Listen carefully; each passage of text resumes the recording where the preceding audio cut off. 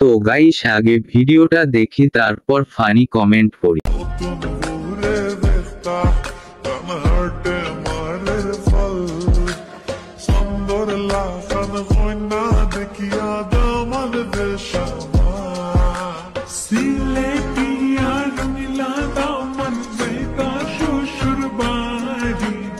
Control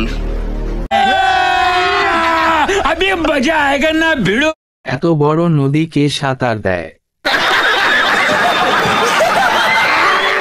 সুখ খাটে না সুখ মাঠে।